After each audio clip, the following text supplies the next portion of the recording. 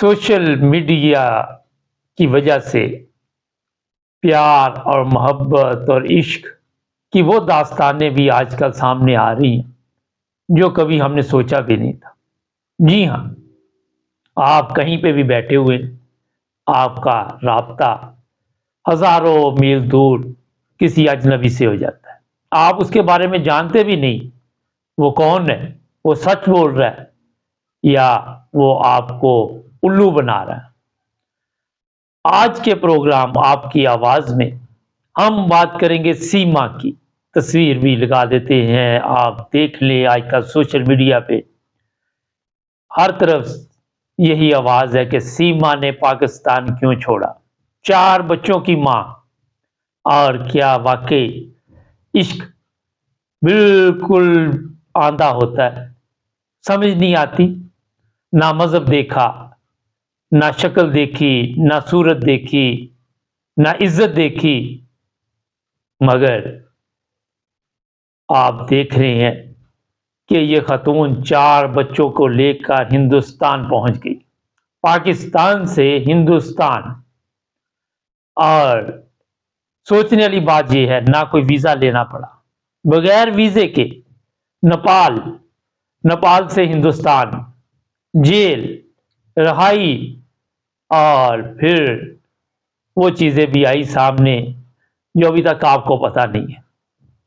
اس کے بعد جیسے ہی سوشل میڈیا پہ اس خاتون کی تصویر چلی، اس نے کہا کہ میرا میاں سعودی عرب میں تھا 3.5 سال سے اور وہ میرا خیال نہیں رکھتا تھا، بار بار طلاق کی دھمکی دیتا تھا، بار بار یہ کہتا تھا کہ میں تمہیں چھوڑ دوں گا۔ پاکستان ہمارا ایک ایسا ملک ہے کہ وہاں پہ طلاق، پولیس، کچہری، عدالت سب کچھ چلتا رہتا ہے، ساتھ ساتھ بچے بھی پیدا ہوتے رہتے ہیں، میاں بیوی میں لڑائی بھی چلتی رہتی ہے، مگر جیسے ہی صلح ہوتی ہے تو ایک نیا مہمان دنیا میں آ جاتا ہے، 4 بچے، جی ہاں، گھر میں لڑائی، میاں سعودی عرب۔ کیا ہے حقیقت؟ جب آپ وہاں سے یہ سوچ رہے ہوں گے کہ میری بیوی جو ہے وہ شاید اپنے بچوں کی دیکھ بھال کر رہی ہے، اتنی دیر، میں نے کئی دفعہ کہا، جو بھی لوگ سعودی عرب، دبئی، وہاں کی مجبوریاں ہیں کہ لوگ واپس نہیں آ پاتے، ایسے واقعات پہلے بھی ہمارے سامنے آ چکے، اور بتایا جاتا ہے کہ خواتین بعد میں اکیلے رہ رہ کے اور راستے اختیار کر لیتی، اور یہی اس خاتون نے کیا۔ جب میاں کے پاس ٹائم نہیں تھا تو اس نے نیا جیون ساتھی ڈھونڈ لیا۔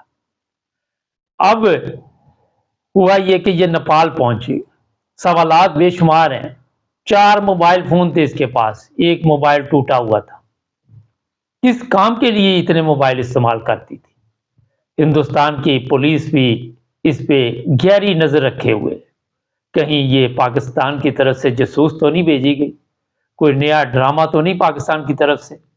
آپ کے علم میں ہے پاکستان اور ہندوستان کے جو تعلقات ہیں وہ کبھی بھی اچھے نہیں ہوئے، جیسے ہی اچھے ہونے لگتے ہیں کوئی نہ کوئی ایسی چیز سامنے آ جاتی ہے کہ پھر ہمارے حالات خراب ہو جاتے ہیں۔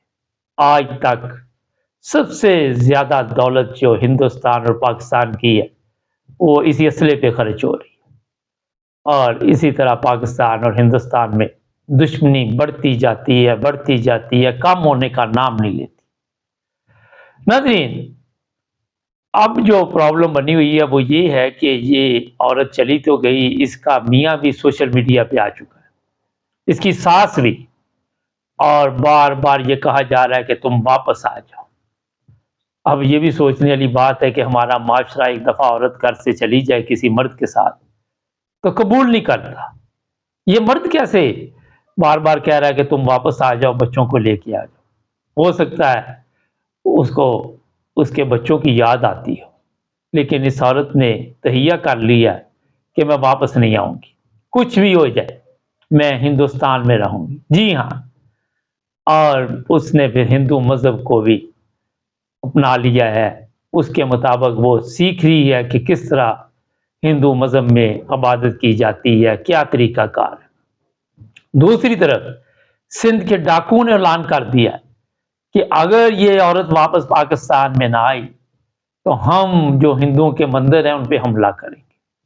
سوال یہ ہے کہ کیا اس عورت کو جینے کا حق نہیں، آزادی کے ساتھ اس کو فیصلہ کرنے کا حق نہیں، طلاق لینے کا، کھلا لینے کا حق نہیں؟ یہ بے شمار سوالات ہیں۔ اور طلاق کا اگر مرد کو حق ہے تو عورت بھی کھلا لے سکتی ہے۔ اب اگر مذہب کی بات کرے تو بے شمار لوگ مذہب تبدیل کرتے ہیں۔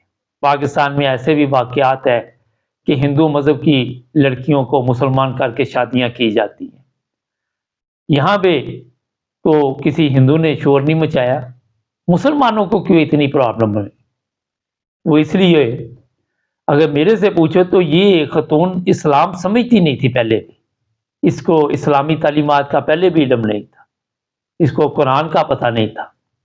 اگر یہ سب چیزوں کا اس کو پتہ ہوتا تو یہ جو طریقہ اس نے اپنایا ہے، غیر قانونی طور پر یہ ہندوستان گئی اور وہاں مندر میں جا کر اس نے شادی کی، تو یہاں سے آپ اندازہ لگا لیں کہ اس کو کتنی انفارمیشن ہوگی اپنے مذہب کی، کتنی انفارمیشن ہوگی اسلام کی، کتنا اس کو پتا ہوگا کہ قرآن میں کیا لکھا ہوا۔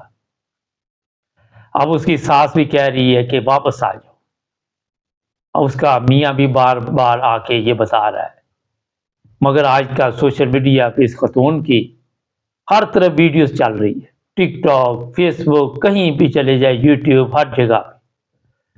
ایک اور چیز کا بھی خدشہ ہے، وہ یہ ہے کہ وہاں پہ کوئی مسلمان اس کو نقصان نہ پہنچا دے۔ اس عورت نے یہ فیصلہ تو کر لیا جب اس سے سوال کیا گیا کہ جو نیا آپ کا میاں ہے ہندو، وہ 4 بچوں کے ساتھ آپ کو قبول کر رہا ہے، تو یہ کل کو کوئی مسائل نہ پیدا ہو۔ اس نے کہا کہ نہیں، کوئی مسئلہ نہیں ہوگا، وہ میرے ساتھ پیار کرتا ہے۔ ایک چیز یاد رکھے، یہ پیار کا بھوت ہوتا بڑا ظالم ہے۔ جب یہ کسی کے سر پہ سوار ہوتا ہے تو ہر چیز برباد کر دیتا ہے۔ میں نے یہاں پہ بے شمار گھر برباد ہوتے دیکھے۔ اگر آپ دیکھیں پاکستان میں یہ عشق اور محبت میں خواتین اپنے عاشقوں کے ساتھ مل کر اپنے خامد کو قتل بھی کروا دیتی، اور پھر بعد میں جیل میں جا کے جب عشق کا بھوت اترتا ہے تو پھر پتہ چلتا ہے کہ ہم نے غلط کیا، بچے برباد، گھر برباد، اور ملا پھر بھی کچھ نہیں۔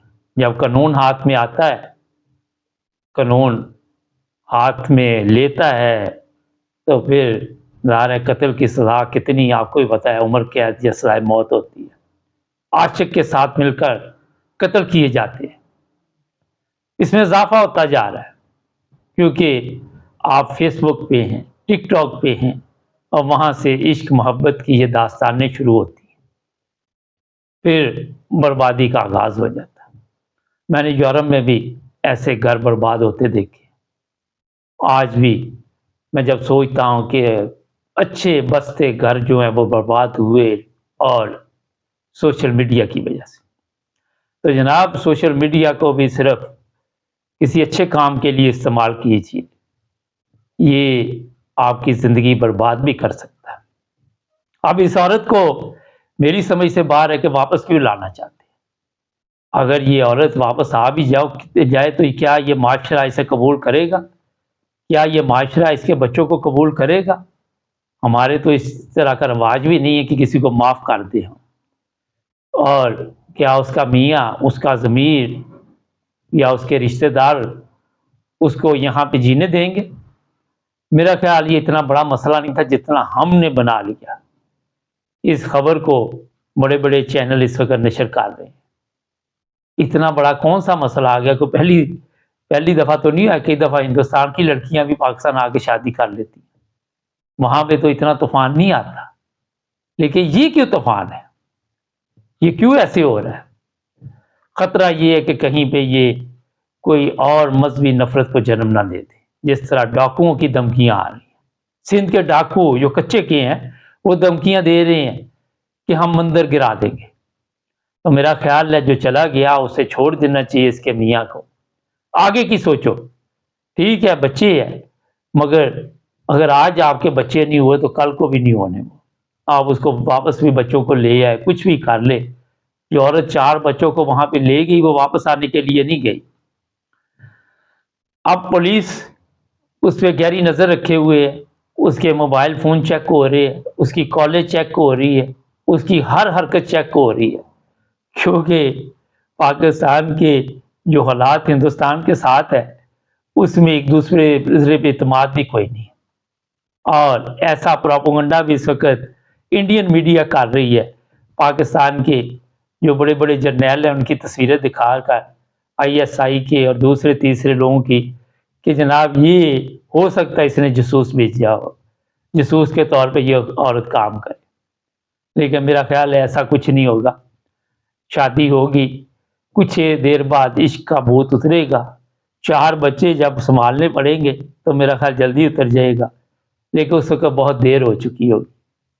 اس لیے جب بھی کوئی فیصلہ کریں، کئی گھر ایسے ہوتے ہیں کہ بچوں کی وجہ سے اپنے آپ کو بھی تکلیف میں لوگ ڈال لیتے ہیں، حالات کا مقابلہ کرتے ہیں، حالات کے ساتھ جنگ کرتے ہیں تاکہ ہمارے بچوں کا مستقبل خراب نہ ہو، مگر اس عورت نے یہ چیزیں بھی نہیں دیکھی اور وہاں پہ چلے گی۔ دوسری ایک طرف یہ کہہ رہی کہ وہ میرا خیال نہیں رکھتا تھا، ایک طرف 4 بچے خیال رکھنے کا سب سے بڑا ثبوت ہے۔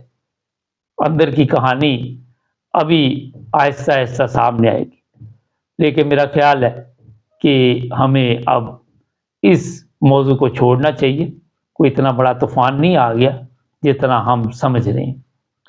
ناظرین ہمارے چینل کو سبسکرائب کریں تاکہ اور بھی پروگرام دیکھتے رہیں، اپنا خیال رکھیں، ملیں گے ایک نئے پروگرام میں۔ اللہ حافظ۔